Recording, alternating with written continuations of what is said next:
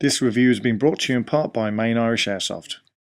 Hi, welcome back, Ollie's Airsoft, and we're doing a very quick review today of the B&T Universal Suppressor Unit, but it's a tracer unit.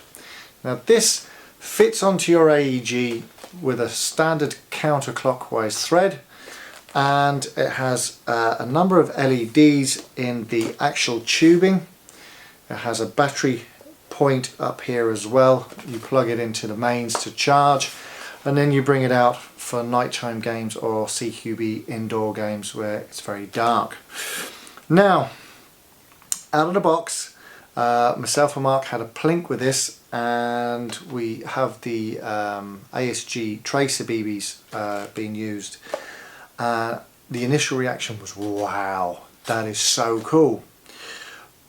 But I have to say, but at the moment I'm slightly disappointed with this because we've had a slight issue with the charging method on the actual unit. We get rid of the box, and I'm going to show you the unit itself. Now this is the unit itself. It's a normal standard silencer. It has an on-off switch for turning it on and off, and when it powers up, there's inside the tube you'll see like a red light.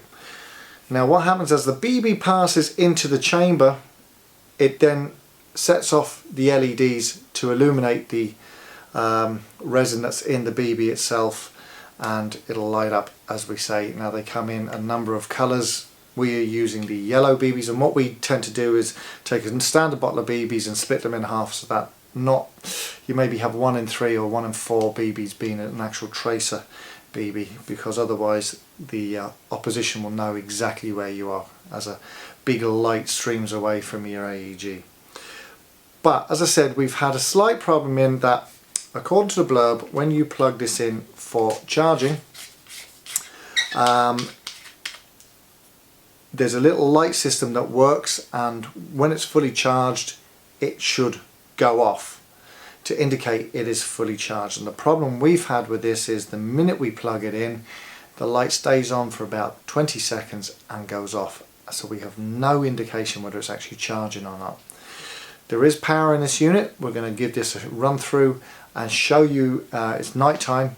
Don't mind us wearing shades, but these are for safety more so than looking cool, although let's face it, we always look cool at Ollie's Airsoft. But as I said, I mean, the premise of this is fantastic.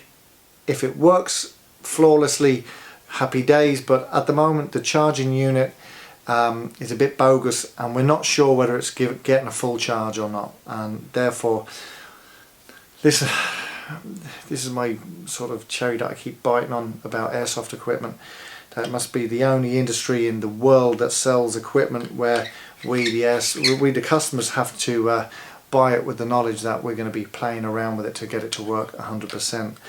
It doesn't usually work straight out of the box, but when it comes to electronics like this, I'd expect it to work immediately. AG is slightly different because, you know, they're mechanical, and mechanics tend to fail at some stage, even if it does happen the minute you buy them.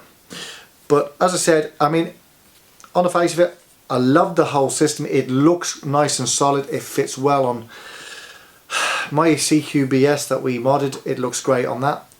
Point of note, if you've short stroked your gun or you have a high rate of fire gun, myself and Mark, it was actually Mark who brought it to my attention, we feel that possibly the speed that the tracers are going through is too fast, and they sort of tend to not get lit up as much as you'd like. So if you have a standard AEG or a fairly slow rate of fire, you know, maybe anywhere between 16 and 20 BBs a second, I don't think you're going to have a problem. Anything over the 20 and it may start to struggle.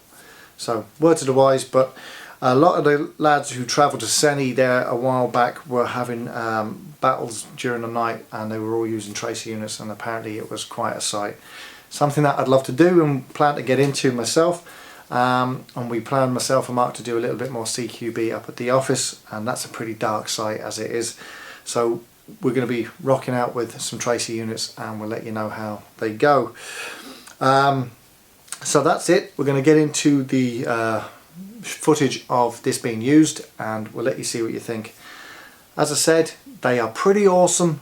if you've not used one and you do see one of these going off, they really are spectacular to look at. And you know, they're not overly priced for what they are. So if you're in the market, certainly at the moment, I would say ASG and B&T.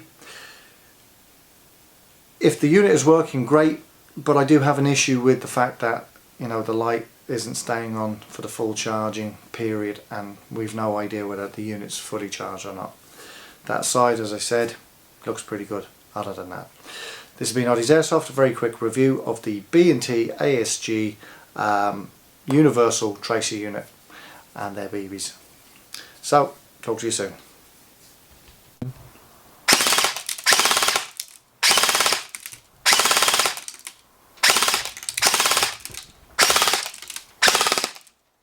So as you can see, we've sort of slowed down this piece of footage so we can try and capture the BBs moving, which is pretty nigh on impossible because they move so fast. This is Mark's 416 Top Tech, and it's fairly sort of raping out the BBs.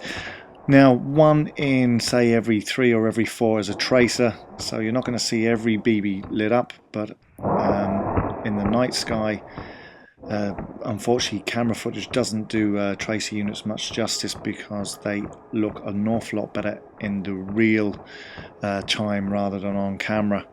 You can really see where they hit the target, and you can really follow the path brilliantly, which you can't capture on a camera, unfortunately.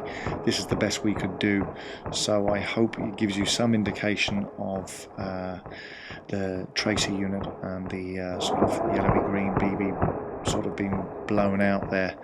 All in all, they are very, very impressive bits of equipment, and certainly one I would carry with me if I was in sort of a CQB situation in the dark or doing night games. So this is Oddie's Airsoft. Hope you've enjoyed the video. Talk to you soon.